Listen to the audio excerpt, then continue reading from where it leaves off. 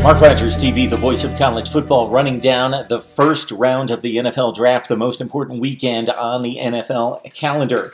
And right out of the gate, the Cleveland Browns select Baker Mayfield. In no way did any of us believe, even halfway through his Heisman Trophy winning season, that Baker Mayfield could possibly be selected as the #1 overall pick in the NFL draft. But he really showed out during that final season at Oklahoma. He was certainly, definitely, undoubtedly the #1 player in college football, despite all the antics, all the rude comments and behavior and inappropriate behavior and conduct that I didn't personally agree with. I think that he will need to clean up to be a franchise leader of an NFL organization and team.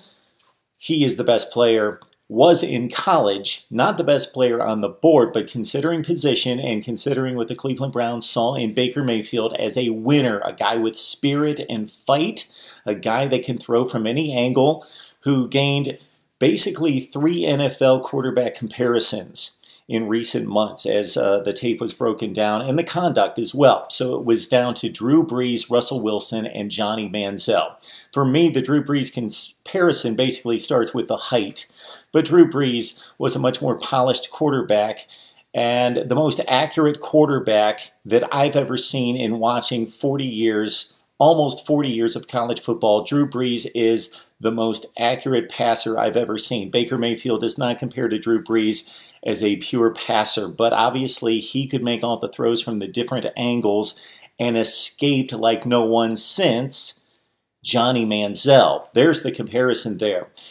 Baker Mayfield, a tougher guy, more physical, more ripped, more girth to withstand NFL pass rushes than Johnny Manziel. Johnny Manziel's slight of build. That would be the big advantage I would give Baker Mayfield in regards to determination, in regards to resilience, physically being able to get up from NFL-type hits. I believe that he's going to have that over what we saw from Johnny Manziel. Now, if he can channel the hunger, the desire, the inspiration, whatever you want to label it, whether negative or positive, he needs to channel that in the right direction to become a big-time NFL quarterback. And make no mistake about it, at #1 overall, you have to become a great quarterback. The other comparison is, of course, Russell Wilson. The two had a conversation earlier this week on ESPN, and the comparison started with them lining up, standing back-to-back. And it was interesting to see that Baker Mayfield, despite his slight of build, is considerably taller than Russell Wilson. And we know that Russell Wilson has defied all the odds and all the critics to become one of the best quarterbacks in the NFL and a champion. So Baker Mayfield, very similar in his elusiveness and style of play to Russell Wilson. He is yet to show whether he can be the leader Russell Wilson is. He's got the fight and the heart. I don't know that he has the leadership capabilities. We shall see. I believe that Sam Darnold is the best quarterback in the draft in regards to potential. I think based on his size, his throwing mechanics, his throwing ability, his ability to move within the pocket and escape the pocket at his best, he's the best quarterback. So I think the Jets did very well at pick #3. Giants, Saquon Barkley at #2 out of Penn State. He has star written all over him.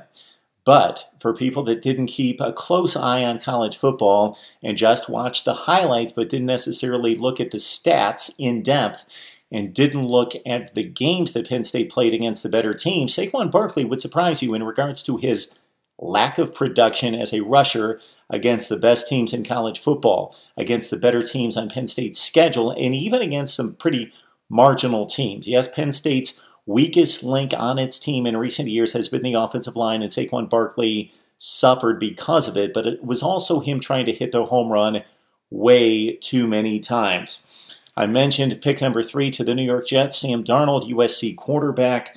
I believe that's a good pick. There was a recent poll taken anonymously from 24 general managers in the NFL. 17 said that they would take Sam Darnold as their quarterback out of the 4 or 5 that were on the board. And Baker Mayfield only got 3 votes, but he got the one that counted from the team that selected him. at number 1.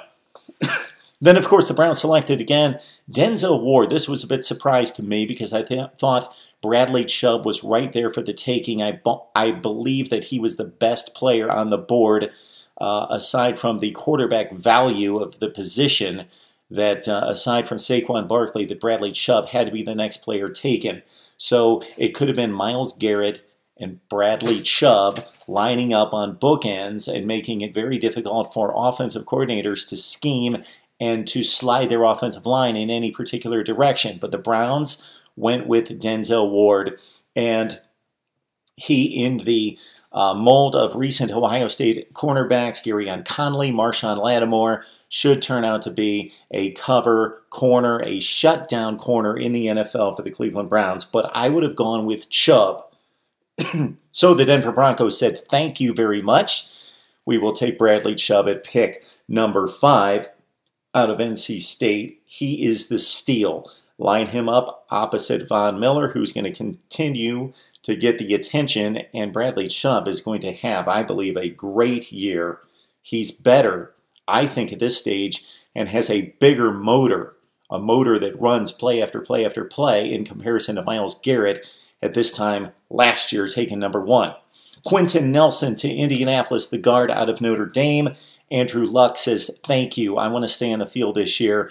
And Quentin Nelson, not a sexy pick as the guard at the 6th slot, but a very important selection for the Indianapolis Colts to get their quarterback back on the field and staying on the field. At number 7, Buffalo trades up to grab Josh Allen. I won't go into the tweets. The tweets were inappropriate, ridiculous, but they happened 6 or 7 years ago as a 15-year-old. Disregard the tweets for right now.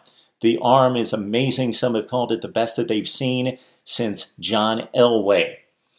His maturity, I'm talking aside from the tweets, I'm talking about currently, is under question, and certainly his play against Power 5 teams and throwing 1 touchdown and 8 interceptions against Power 5 opponents, that's in question as well. But Josh Allen will be counted upon to possibly start for the Buffalo Bills in year 1.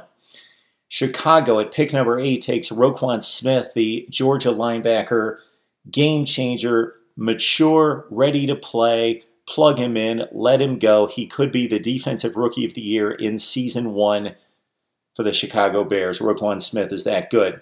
Mike McGlinchey, classic left tackle, taken by San Francisco out of Notre Dame.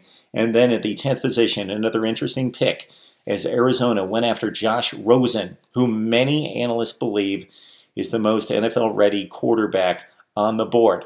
The question marks are his dedication to the game and the injuries that he has suffered during his time at UCLA, to his knee and to his shoulder. He's missed a ton of action, only played 1 complete season at UCLA. After being drafted by the Arizona Cardinals during his draft news conference, Josh Rosen said he's going to make the 9 teams that passed on him, he's going to make them pay over the next decade.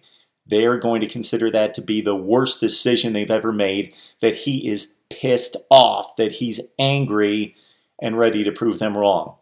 Part of me likes that comment, but at the same time, Josh Rosen needs to study film, needs to hit the weight room, needs to get himself prepared for NFL defenses, because he may get to start and play full-time for the Arizona Cardinals in season number 1. That's my look at the top 10 picks of the NFL Draft. Would love to hear from you, of course, right here on Mark Rogers TV, the voice of college football.